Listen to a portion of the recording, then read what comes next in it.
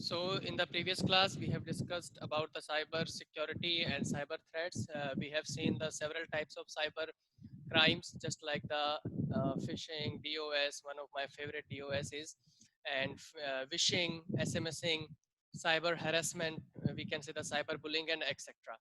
Okay तो आप सभी को आई थिंक समझ में आ गया होगा कि साइबर बुलिंग क्या होता है, विशिंग क्या होता है, एसएमएसिंग क्या होता है ना, कि कैसे हम अपने फिर साइबर क्राइम्स को कैटेगराइज कर सकते हैं। आज तक हमने केवल सुना ही था कि हाँ चलिए ये सब चीज़ें ऑफेंसेस में कैटेगराइज होती हैं, बट उनका एक पर्टिकुलर नेम क्या है वो हम सभी को शायद नहीं पता था।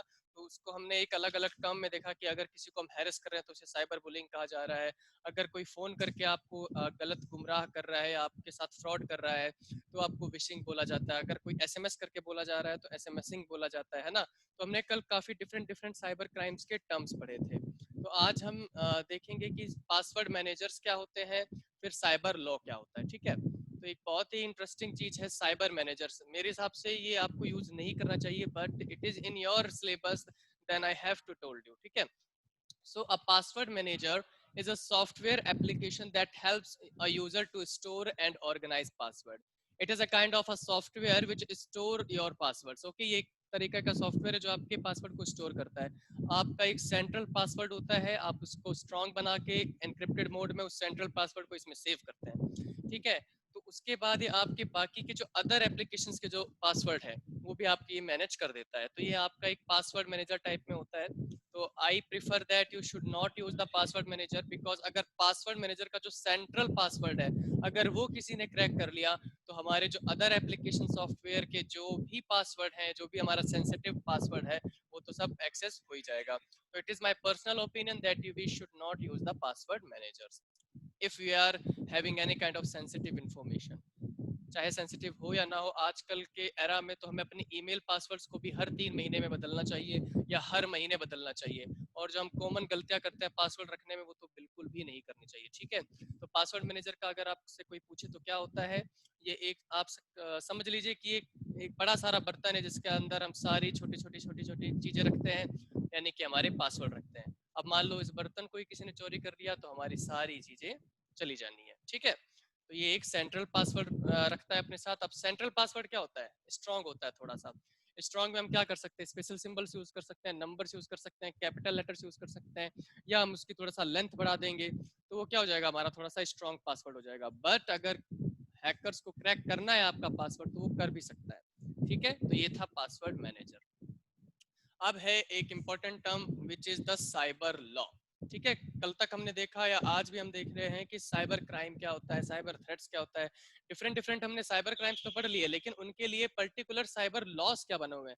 क्योंकि अगर ये एक क्राइम है तो हर एक क्राइम के लिए हर एक गवर्नमेंट, हर एक रिपब्लिक अपना एक लॉ बनाती है। तो ऐसे ही साइबर क्राइम्स के लिए भी काफी लॉ हैं। ठीक है, तो cyber laws are the laws of systematic use of e resources, यानी ई रिसोर्सेज जितने भी हैं उनका सिस्टमैटिक यूज करने के लिए जो लॉज है, जो कानून है, जो नियम है, वो साइबर लॉ के कैटेगरी में आते हैं। जैसे कि ई बिजनेस कैसे चलेगा, या हम कोई भी जो जो भी ई रिसोर्सेज है, ई रिसोर्सेज एनीथिंग हो सकता है। ठीक है, तो उन सभी को कंट्रोल और सिस्टमैटिक यूज करने के लिए हम साइबर लॉ का यूज करते हैं या फॉलो करते हैं। ठीक है, तो various cyber laws have been enacted to prevent cyber crimes and take action against those involved in such crimes. Very easy to understand this line, that it works on the cyber crime और उसके against वो क्या करता है, action लेता है। ठीक है, these laws define the actions that would be taken against people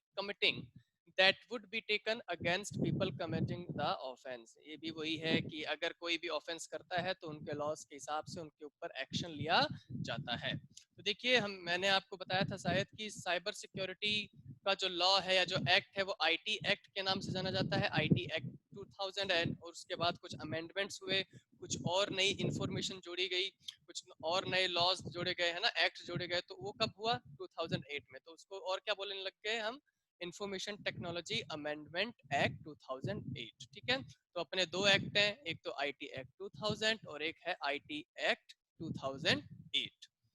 the act also defines offences and penalties. इस एक्ट में होता क्या है कि आपके पहले से कुछ ऑफेंसेस होते हैं और फिर उनकी पेनल्टीज डिसाइड की जाती है। साइबर पुलिस भी होती है, ठीक है। आपके अगर बीकानेर की बात करें तो हमारे कोटगेट जो थाना है या हमारे जो जेएनवी जो पुलिस स्टेशन है वहाँ पर साइबर सेल्स बैठती है, बट उनके कुछ अलग से रूल्स एंड रेगुलेशंस होते हैं। शायद वो वीकली या वीकेंड में बैठती है, ऐसा कुछ है कि 1 या 2 दिन ही बैठती है वो साइबर सेल, ठीक है। बहुत ज़्यादा हमारे बीकानेर में इसका जोन नहीं है, और देखा जाए तो इसका बेस्ट जो हमारा सेंट्रल हेडक्वार्टर है अगर राजस्थान का, तो वो जयपुर में है, ठीक है। अब हम बात करते हैं इंफॉर्मेशन टेक्नोलॉजी एक्ट की। इंफॉर्मेशन टेक्नोलॉजी एक्ट के बारे में हम थोड़ी सी ब्रीफ हमें नॉलेज होनी चाहिए, ठीक है। तो the government of India enacted the information technology act with some major objectives which are as follows, ठीक है। सो इंफॉर्मेशन टेक्नोलॉजी एक्ट क्या है कि हमारे इंडियन गवर्नमेंट ने इंफॉर्मेशन टेक्नोलॉजी एक्ट इसलिए रखा है ताकि हम भी एक साइबर क्राइम को एक ऑथेंटिकेशन दे सकें, है ना। ऑथेंटिकेशन देने का मीनिंग ये होता है कि जो भी आपकी जो अलग चीजें हैं, जो आप क्रिमिनल चीजें करते हैं, साइबर क्रिमिनल चीजें जो करते हैं, एक्शंस करते हैं, उसके ऊपर कुछ एक्शंस उठाया जा सके। सबसे बड़ी चीज जो होती है वो होती है कि ईडीआई यानी इलेक्ट्रॉनिक डेटा इंटरचेंज जो होता है उसको हमें कंट्रोल करना, उसके जो ट्रांजैक्शन है उसको कंट्रोल करना हमारे लिए बहुत इंपॉर्टेंट होता है। तो लॉफुल रिकॉग्नाइजेशन ईडीआई का करना चाहती थी हमारी गवर्नमेंट ऑफ इंडिया, इसीलिए उसने इंफॉर्मेशन टेक्नोलॉजी एक्ट किया। अब आप लोगों में से कोई जने पूछ रहे होंगे या सोच रहे होंगे कि ईडीआई क्या है। ईडीआई वही है, इलेक्ट्रॉनिक डेटा इंटरचेंज। जो भी हम इंटरनेट पे कुछ भी डेटा रिसोर्सेज को शेयर कर रहे हैं, यूज कर रहे हैं, इंटरचेंज कर रहे हैं, तो वो ईडीआई ही तो है, ठीक है। फिर अब जो ई कॉमर्स ने जो अपने पांव पसार रखे हमारे पूरे भारत में, है ना, अमेजन, फ्लिपकार्ट, पहले तो बहुत सारे थे, शॉप क्लूज थे, है ना, बहुत सारी चीजें थी, अलीबाबा ग्रुप्स के थे। तो अब चलिए बैन हो गए ये सब, कुछ नहीं भी हुए हैं। तो ये सब जो ई कॉमर्स है आपका, तो ई कॉमर्स को भी कंट्रोल करने के लिए क्या है, आपका आईटी एक्ट बनाया गया था, ठीक है। To facilitate electronic filing of documents with the government agencies, ठीक है। तो ये बहुत ही इंपॉर्टेंट है क्योंकि गवर्नमेंट जो है, गवर्नमेंट एजेंसीज है, वो डॉक्यूमेंट्स का यूज नहीं करना चाहती थी, ठीक है। वो फाइल सिस्टम को, कन्वेंशनल जो फाइल सिस्टम है उसको डिजिटल फाइल सिस्टम में यूज करना चाहती हैं। तो that's why they have introduced the IT act, okay. And they have taken the IT Act amendments from the Indian Evidence Act 1872, the Bankers Book Evidence Act 1891, Reserve Bank of India Act 1934, and etc. Okay. The Information Technology Act 2000 was thus passed as the Act number 21 of 2000. ये थोड़ा सा history portion है इसका, ये आप लोग पढ़ लीजिएगा, अगर आपको कुछ समझ नहीं आए तो मुझसे पूछ लीजिएगा, ठीक है। और 9 जून को जो 2000 में प्रेसिडेंट ने इसके ऊपर साइन किए, और तब से ये आईटी एक्ट 2000 हमारा बन गया। अब हम बात करते हैं कि कुछ पेनल्टीज हैं, कुछ ऑफेंसेस हैं, जो उनके पनिशमेंट्स क्या होते हैं, ठीक है। Now you can see on your screen that there is a section 65, and there its offense, punishment and bailability and cognizability. Okay, तो देखिए 65 सेक्शन क्या कहता है कि अगर आपके कंप्यूटर का जो सोर्स कोड है, सोर्स कोड देखिए, एक होता है वेबसाइट का भी सोर्स कोड होता है और एक कंप्यूटर के भी सोर्स कोड्स होते हैं।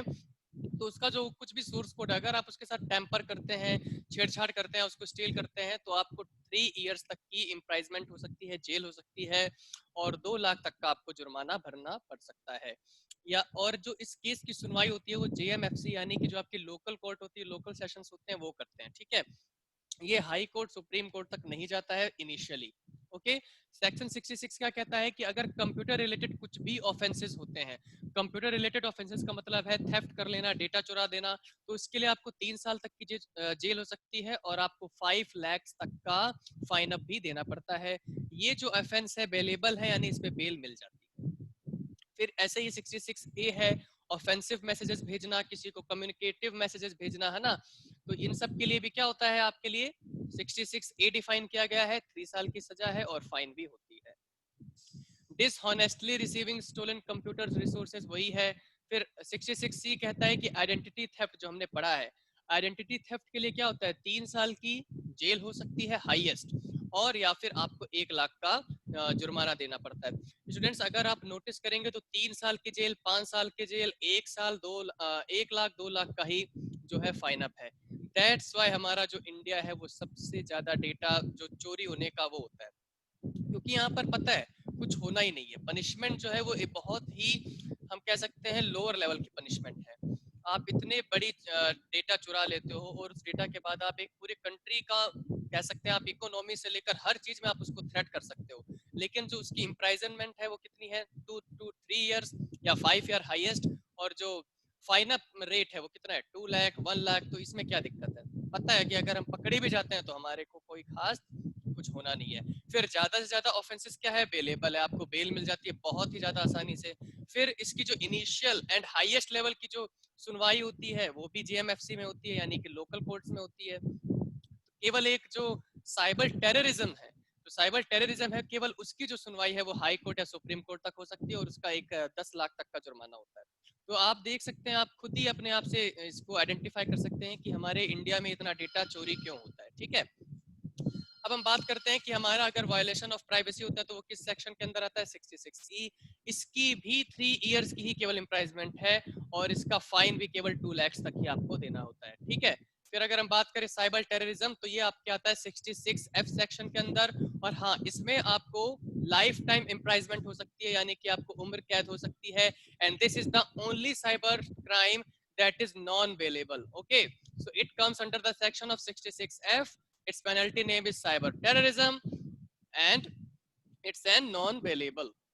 Now we will look to the protective measures while accessing internet. This is very important, but you all are youth. I hope that you might be aware of about that. ठीक है, हम सभी ज्यादातर ये सब चीजों से अवेयर होते हैं, बट कई हम लोग हैं जो यूज नहीं कर पाते इस चीजों को, या हम इस चीज के लिए अवेयर नहीं होते हैं। तो वो कुछ प्रोटेक्टिव मेजर्स हैं, चलिए एक एक करके देखते हैं। कि never click on a suspicious link specified on a web page और send through a mail for which you are not sure about its authenticity. ये तो बहुत ही इजी सी बात है कि आप किसी भी सस्पिशियस लिंक पे तब तक क्लिक ना करें जब तक आपको उसका वेब पेज सही नहीं लग रहा हो। देखिए, कोई भी लिंक है तो उसके यूआरएल एड्रेस में आपको पता चल जाता है कि हाँ, ये किस डोमेन से रिलेटेड है या किस पेज पे मुझे ले जा सकती है। ठीक है, अगर आपका जो लिंक है वो एकदम सस्पिशियस है, जिसको आप आइडेंटिफाई नहीं कर पा रहे हो, तो फर्स्टली मैं यही कहूंगा कि आप उसको क्लिक ना करें। सेकंड, अगर आप उस लिंक को क्लिक करते हैं और आपका ब्राउजर आपके कुछ पॉपअप मैसेज देता है कि दिस लिंक माइट बी थ्रेटफुल और might be dangerous for your device, तो भी आप उसको क्लिक ना करें अनटिल एंड अनलेस, जब तक आप उसको श्योर ना हो या बहुत ज्यादा इंपॉर्टेंट ना हो। कई बार आप लोगों के मैसेजेस आता होगा कि ये लिंक कॉपी मत करिए, ये आपके ब्राउजर को हार्म कर सकता है, तो उसको फर्स्ट प्रायोरिटी यही दीजिए कि हमें इसको नहीं यूज करना है। ठीक है, सेकंड पॉइंट है कि आपका जो पासवर्ड है वो बहुत ज्यादा स्ट्रांग होना चाहिए, और उसको हमें फ्रीक्वेंटली बेस्ड पर चेंज करना चाहिए। होता क्या जनरली, देखिए, मैं भी ये यूज करता था 12th तक, या मैं कह सकता हूँ बीसीए करते वक्त मैं भी यही करता था कि एक ही पासवर्ड रखूंगा मैं, तो ताकि भूलूं नहीं। लेकिन एक ही पासवर्ड रखने का मीनिंग है कि अगर एक बार ही पासवर्ड क्रैक हुआ तो आपके सभी पासवर्ड्स क्रैक हो सकते हैं। और दूसरी जो हम गलती करते हैं, बहुत ही बेसिक गलती करते हैं, कि जो हम पासवर्ड जब डिजाइन करते हैं तो हम ज्यादा ज्यादा क्या करेंगे, नेम यूज कर लेंगे, डेट ऑफ बर्थ यूज कर लेंगे, हमारे फोन नंबर यूज कर लेंगे। हालांकि आप सभी यूथ हैं, अवेयर यूथ है, तो शायद नहीं करते होंगे, बट आज अब मैं अगर अपने पिताजी की बात करूं, पापा की बात करूं, तो उन्होंने जो अपना पासवर्ड रख रखा है वो उनका डेट ऑफ बर्थ है। अब बताइए, डेट ऑफ बर्थ को क्रैक करना कितना इजी है। या मेरे जो चाचा हैं या जो मेरे ताऊ जी, और ये रियल है, मेरे चाचा रियल में अपना केवल फोन नंबर यूज करते हैं एज अ पासवर्ड, तो कितना इजी क्रैक करना है ना। तो ये जो हमें बेसिक गलतियां है ना, ये हमें नहीं करनी चाहिए। ठीक है, तो यही है कि वीक पासवर्ड आपको नहीं रखना चाहिए, स्मॉलर लेंथ का पासवर्ड नहीं रखना चाहिए। ठीक है, और ये जो ऑब्वियस पासवर्ड होते हैं जैसे कि names, mobile number, date of birth, ये नहीं होने चाहिए। पासवर्ड बहुत ही यूनिक रखिए। यूनिक पासवर्ड या तो आप उसका लेंथ बड़ा कर लीजिए, या आप उसमें जो सिंबल्स हैं, स्पेशल सिंबल्स हैं, कैपिटल लेटर्स है, उसको लाइन वाइज नहीं कर करके आप उसको मिड बाय मिड थोड़ा सा एक ऐसा कॉम्बिनेशन बनाइए जो आपका पासवर्ड एकदम यूनिक हो और उसको क्रैक करने के लिए हार्ड हो। देखिए, पासवर्ड क्रैकिंग की कैसे जाती है, की स्ट्रोकिंग से, यानी जो हम की प्रेस कर रहे होते हैं उसको या तो ट्रेस किया जाता है, या बार बार जैसे हम कहते हैं ब्लॉक चेनिंग की जाती है। ब्लॉक चेनिंग का मीनिंग होता है गैस लगाया जाता है। ठीक है, तो जैसे मान लो 8 डिजिट पासवर्ड है, हमें पता है कि इसमें केवल डिजिट्स आएंगे, तो वो क्या करेगा, 0 to 9 हर एक कॉम्बिनेशन को चेक करेगा using the permutation and combination.